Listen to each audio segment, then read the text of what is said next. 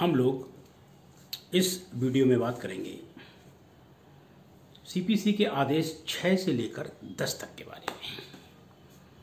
6 में क्या कहा गया है? आदेश 6 में अभिवचन।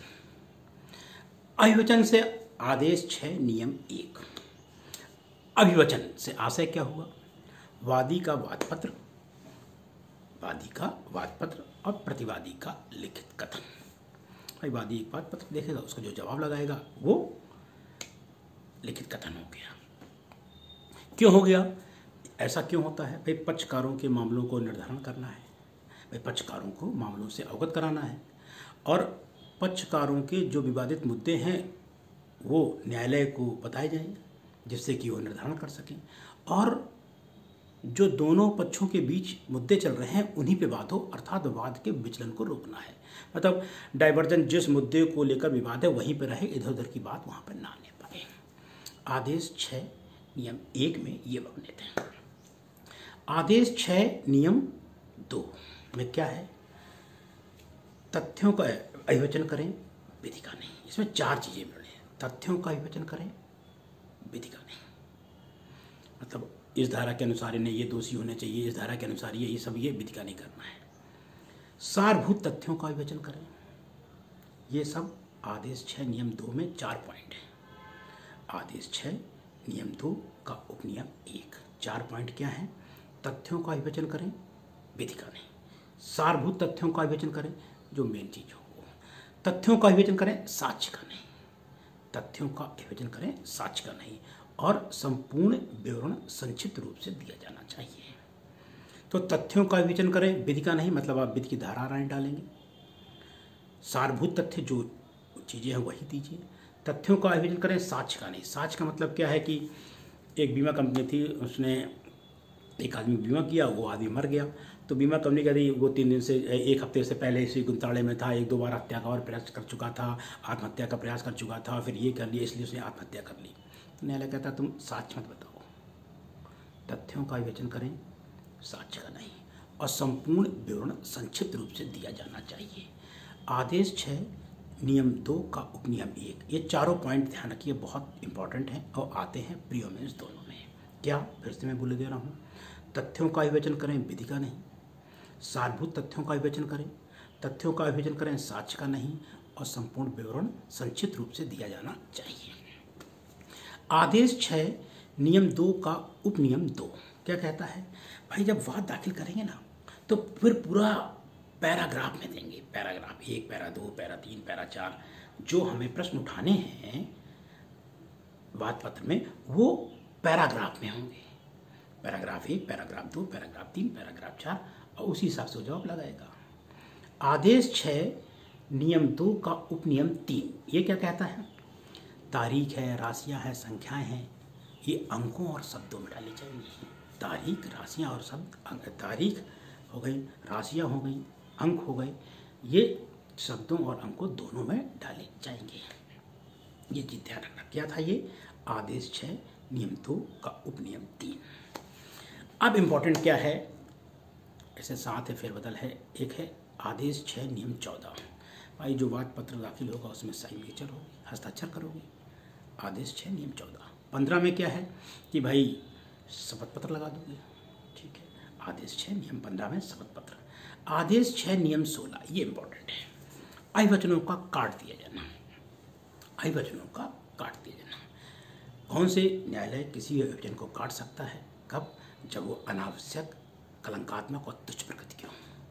नंबर 1 आदेश 6 नियम 16 अभिवचनों को काट दिए जाना। कौन सा? नंबर 1 क्या? कौन? अनावश्यक हो, कलंकात्मक हो, तुच्छ प्रकृति के हो, वो काट दी जाएंगे। दूसरा, जो न्यायालय के रिज विचारण में, रिज मतलब सीधे, रिज विचारण में बाधा उत्पन्न करते हो। और तीसरा, जो न्यायालय की प्रक्रिया का दुरुपयोग करते हो। इन 3 स्थितियों में अभिवचन काट दिया जाएगा। आदेश 6 नियम 17 बहुत इंपॉर्टेंट है, मेंस में आता है, प्री में आता है, हर जगह। अभिवचनों में संशोधन। न्यायालय दोनों पक्षकारों के में से किसी के आवेदन पर अभिवचनों में संशोधन कर सकता है यदि उसे लगता है कि ऐसा संशोधन वाद के विवादित मुद्दों को निपटाने में सहायक है। परंतु न्यायालय किसी भी ऐसे अभिवचनों में संशोधन का आवेदन विचारण प्रारंभ होने के पश्चात नहीं करेगा जब तक कि न्यायालय का इस बात पर समाधान नहीं हो जाता है कि पक्षकार ऐसा मुद्दा पूर्व में नहीं उठा सकते थे। ये बहुत इंपॉर्टेंट है। मैं फिर बोल देता हूँ, आदेश 6 नियम 17 क्या कहती है कि न्यायालय दोनों पक्षकारों के किसी के आवेदन पर अभिवचनों में संशोधन की इजाज़त दे सकता है। कब? जब उसे प्रतीत होता है कि ऐसा संशोधन दोनों पक्षकारों के बीच वास्तविक विवादित मुद्दे को सुलझाने में सहायक होगा। परंतु अभिवचनों में संशोधन का आवेदन विचारण प्रारंभ होने के बाद तब तक नहीं करेगा जब तक कि न्यायालय को इस बात का समाधान नहीं हो जाता है कि पक्षकार ऐसा मुद्दा प्रारंभ में नहीं उठा सकते थे। अब ये भाई संशोधन हो गया। संशोधन अपने यहाँ है क्या भाई? जैसे एक उदाहरण के तौर पर बता दें तो कहाँ संशोधन वर्णित है। अब देखोगे सीपीसी की धारा 152 में निर्णय में संशोधन हो जाता है, डिक्री में संशोधन हो जाता है, गणती लिप की भूल हो जाते हैं। आदेश 153 में भी देखिए संशोधन हो जाता है वादों में। आदेश 1 नियम 10 के 2 में नाम का काटा जाना सुधार भूल हो जाती है, अभिवचनों को काट दिया जाना आदेश 6 नियम 16 और अभिवचनों में परिवर्तन आदेश 6 नियम 17। अब जब न्यायालय ने आदेश 6 नियम 17 के द्वारा अभिवचनों में परिवर्तन करने की इजाज़त दे दी तो कितने दिन में करोगे? तो आदेश 6 नियम 18 कहती क्या है कि भाई देखो, यदि न्यायालय ने जितना टाइम दे रखा है उतने टाइम में कर दो, टाइम नहीं दे रखा है तो 14 दिन के अंदर कर दीजिए। यदि न्यायालय ने टाइम दे दिया है कि इतने टाइम में करना है तो उतने का टाइम में कर दीजिए, नहीं दे रखा है तो फिर 14 दिन में कर दीजिए। ये था आपका आदेश 6। आदेश 7 वाद पत्र है। भाई वाद पत्र में क्या होगा? पूरी एक लिस्ट है। फिर तो वादी का न्यायालय का नाम पूरा, वादी का नाम पता विवरण पूरा सब हो गया, प्रतिवादी का नाम पता विवरण हो गया, प्रतिवादी यदि मानसिक रूप से अस्वस्थ है तो उसके बारे में क्या पोजीशन है, वाद हेतु उत्पन्न हुआ। ऐसी परिस्थितियां कि न्यायालय अधिकारिता रखता है वो अनुतोष मांगोगे, आप अनुतोष के बारे में दे दोगे। यदि मुजरा उजरा करना है तो उसके बारे में चीज़ें हैं, वो पूरी आपके आदेश 7 के नियम 1 में आ जाती है।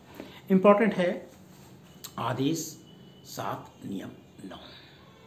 आदेश 7 नियम 9 में क्या है कि भाई वही एक सेकंड देख लेता हूँ मेरा, वाद पत्र ग्रहण करने की प्रक्रिया है।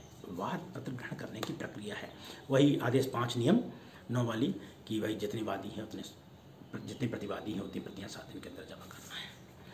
आदेश 7 नियम 10 वाद पत्र को लौटाया जाना। जब वाद पत्र पेश किया जाता है तो न्यायालय कहता है भाई ये हमारी अधिकारिता में नहीं आता है ये क्षेत्र, इसलिए वो वापस कर देता है। इम्पॉर्टेंट क्या है? आदेश 7 नियम 11 वाद पत्र का नामंजूर किया जाना। वाद पत्र का नामंजूर किया जाना। अब वाद पत्र का नामंजूर किया जाना, इसमें 6-7 पॉइंट हैं, ठीक है ना। कब है? नंबर 1, कब वाद पत्र नामंजूर कर दिया जाएगा? नंबर 1, जब वाद पत्र में वाद हेतु प्रकट नहीं होता है, एक हो गया। 2, जब अनुतोष का मूल्यांकन कम किया गया है, वादी को न्यायालय द्वारा दिए गए समय के अनुसार वादी को न्यायालय ने समय दिया और वादी ऐसा करने में असफल रहा है, तब हो जाएगा। अनुतोष का मूल्यांकन तो ठीक किया है लेकिन वाद पत्र अपर्याप्त स्टाम्प पेपरों में लिखा गया है और वादी को न्यायालय ने जो टाइम दिया था और वादी उसको ऐसा सही करने में असफल रहा है। वाद पत्र 2 प्रतियों में नहीं था, वाद पत्र विधि द्वारा वर्जित था और नियम 9 का पालन नहीं किया। जितने प्रतिवादी हैं उतनी प्रतियां देना है। इन स्थितियों में वाद पत्र को नामंजूर कर दिया जाएगा। ये बहुत इंपॉर्टेंट है। आदेश 7 नियम 11 वाद पत्र का नामंजूर किया जाना, ये डीम डिक्री में भी आ जाता है। फिर से मैं बोल दे रहा हूँ, नंबर 1 वाद हेतु प्रकट नहीं होता है, ठीक। वाद पत्र में अनुतोष का मूल्यांकन कम किया गया है, वादी को न्यायालय ने समय दिया है, उस समय में वो सही नहीं कर पाया है। अनुतोष का मूल्यांकन तो ठीक है लेकिन अपर्याप्त स्टाम्प पेपरों में लिखा है, न्यायालय द्वारा वादी को दिए गए समय में वादी ऐसा करने में असफल रहा है। वाद पत्र 2 प्रतियों में नहीं था, वाद विधि के विरुद्ध है और नियम 9 का पालन नहीं कर रहा है, तो वाद पत्र का नामंजूर किया जाएगा। आदेश 7 नियम 11 12 में कारण दिया गया, 13 में क्या है कि वाद पत्र जब नामंजूर कर दिया जाएगा तो आप दूसरा वाद ला सकते हैं। आदेश 7 नियम 13 में ये था आपका आदेश 7।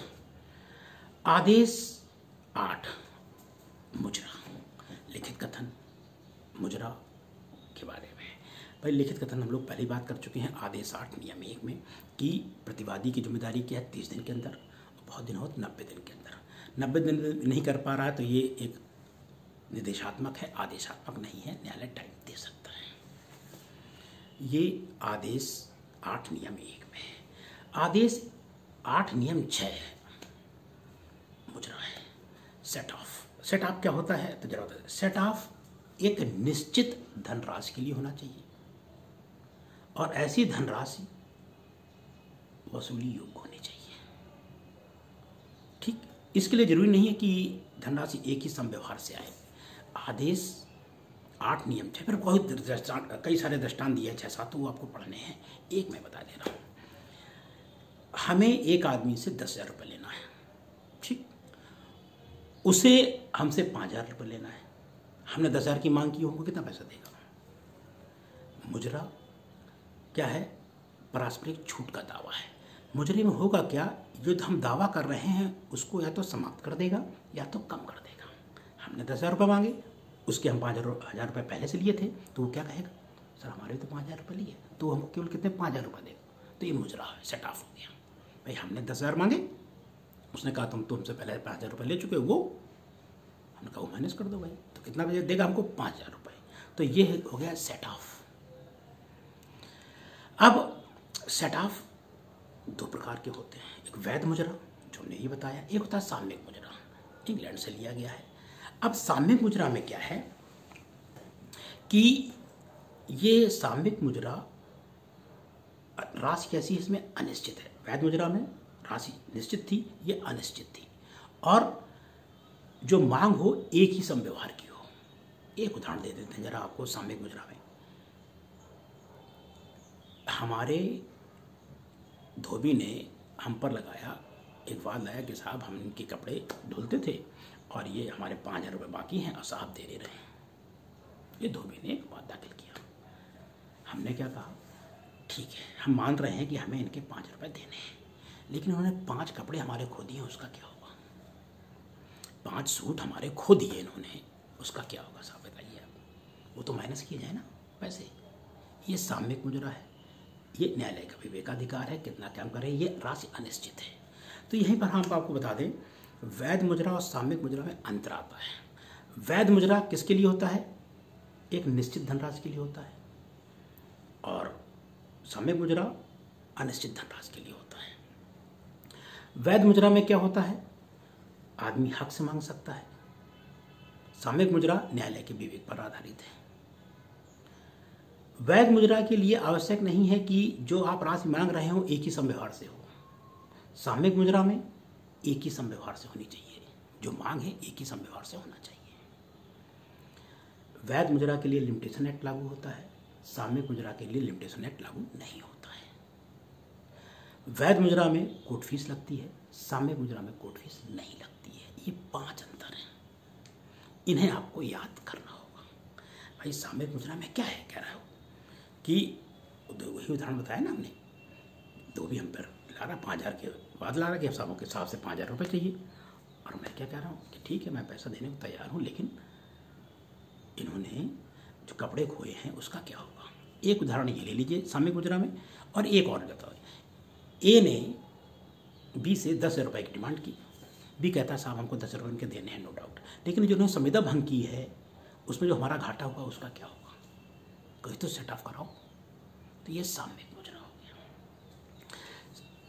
मुजरा का प्रयोग एक ढाल की तरह किया जाता है। मुजरा का अर्थ होता है पारस्परिक छूट। ये मुजरा क्या करेगा, या तो दावे को समाप्त कर देगा या दावे को कम कर देगा। आदेश 8 नियम 6 का 6 का प्रतिदावा, काउंटर क्लेम। काउंटर क्लेम क्या होता है? काउंटर क्लेम का प्रयोग होता है तलवार की तरह। उदाहरण, हमने दावा किया हमसे 1 लाख रुपए इनको चाहिए, हमें इनसे 1 लाख रुपए देने, साहब ये देने रहे। उसने क्या किया दावा, साहब हमको इनसे 2 लाख खुद ही लेने हैं।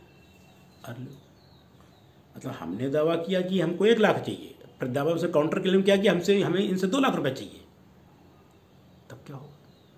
दावा करने वाला आदमी तो वही भाग गया, तब क्या होगा? जो प्रदावा फिर दावे की तरह चलने लगेगा, प्रदावा फिर दावे की तरह चलने लगेगा। ये होता है। ये हो गया आपका, ये मूल थीम थी आदेश 8 की। आदेश 9 क्या है? पक्षकारों की उपसंजाति और अनुपसंजाति का प्रभाव। जिस दिन आदेश 9 नियम 1 में क्या कहा गया? भाई जिस दिन बुलाया जाए दोनों लोग आ जाओ, ठीक है। पता लगा वादी ने आदेश 9 नियम 2 में क्या है? वादी ने प्रतिवादी को जो समन भेजा जाना था उसका पैसे नहीं दिया, तो कुछ नहीं होगा, बुलाया नहीं जाएगा कोई भी। आदेश 9 नियम 3 में क्या है? पता लगा दोनों पक्षकारों को उपस्थित नहीं हुआ, तो चलो बात खारिज हटाओ। अच्छा, आदेश 9 नियम 4 में क्या है? बात खारिज हो गया, दूसरा वाद ला सकते हो। आदेश 9 नियम 5, हमने समन भेजा था, समन लौट आया, अब दोबारा समन भेजना है। दोबारा समन भेजने के लिए 7 दिन के अंदर जितने प्रतिवादी हो उतना कापियां और पैसा फिर दे, और नहीं देंगे तो खेल खत्म कर, खारिज हो जाएगा मामला।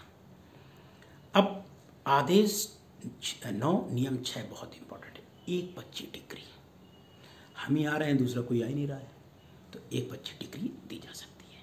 लेकिन अब 1 पक्षी डिग्री दे दी गई, तो अब वो क्या करेगा? वो तो तड़पेगा। 1 पक्षी डिग्री को आपास्त कराएगा, तो आदेश 9 नियम 13 में क्या आधार देगा? साहब हमको समन नहीं मिला था, या फिर हम मूल कारण था हम आ नहीं पाए, समन नहीं मिला एक कारण, दूसरा मूल कारण क्या है? वकील साहब ने टाइम नहीं बताया था, ट्रेन छूट गई थी, घर में कोई बीमार था, ये वैध कारण है, आपास्त करा सकते हो। यदि आपको 1 पक्षी डिग्री आपास्त करानी है तो उसी न्यायालय में आवेदन देंगे जिस न्यायालय ने 1 पक्षी डिग्री दी है। क्या कारण बताएंगे? समन नहीं मिला था या अन्य कारण, स्वीकार कर लेता है। और स्वीकार नहीं करता है तो दूसरा रास्ता आपके पास क्या है? सीपीसी धारा 96 के तहत, 96(2) के तहत 1 पक्षी डिग्री की अपील हो सकती है। अपील में जाइए, अपील में नहीं गए हैं, आदेश 47 रिव्यू में चले जाओ आप, वो ये आपके पास रास्ते हैं। लेकिन हाँ, 1 पक्षी डिग्री को आपास्त कराना है तो उसी न्यायालय में जाएंगे, 30 दिन के अंदर जाएंगे, और यदि न्यायालय स्वीकार कर लेता है आपके कारण को तो वाद चलने लगेगा। आदेश 9 नियम 9 इंपॉर्टेंट है। व्यतिक्रम के कारण यदि वाद खारिज हो गया है तो दूसरा वाद नहीं लाया जाएगा। आदेश 9 नियम 9, व्यतिक्रम के कारण यदि वाद खारिज हो जाता है तो दूसरा वाद नहीं लागू होगा, रिस्टोर करा लो उसी बात को, ये इंपॉर्टेंट है।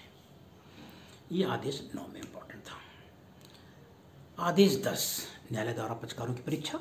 न्यायालय करता क्या है कि पक्षकारों की परीक्षा करता है कि भाई देखो ये मामले हैं तुम्हारे, और दोनों से पूछताछ कर लेता है और कहता क्या है फिर, भाई देखो तुम्हारा मामला जल्दी निपट सकता है, चाहो तो आप आर्बिट्रेशन में चले जाओ।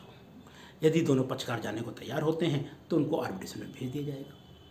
नहीं तैयार होते हैं या गए और नहीं वहाँ संतुष्ट हुए तो आदेश 10 नियम 1 का गा वापस फिर पुनः न्यायालय में चला जाएगा। और आदेश 10 नियम 1 4 याद कर लीजिए कि पक्षकार को बुलाया गया तो पक्षकार ने कहा हमारा जवाब प्लीडर दे देगा, और प्लीडर दे नहीं रहा है। जब प्लीडर नहीं दे रहा है तब क्या होगा? न्यायालय 7 दिन के अंदर उसको बुलाएगा पक्षकार को, और नहीं तो फिर एक अवैधानिक कार्रवाई शुरू कर देगा। 7 दिन के अंदर बुलाएगा, ये पूछा जाता है। ये था आपका आदेश 10 न्यायालय द्वारा पक्षकारों की परीक्षा। आदेश 6 में क्या हो गया? अभिवचन हो गया। आदेश 7 में वाद पत्र हो गया। 8 में मुजरा हो गया, लिखित कथन हो गया। 9 में पक्षकारों की उपसंजाति और अनुपसंजाति का प्रभाव हो गया। 10 में न्यायालय द्वारा पक्षकारों की परीक्षा हो गई। ये है आपका 10 तक हो गया है। आगे इसी तरह आपको वीडियो मिलते रहेंगे, देखें और आगे बढ़ाएं।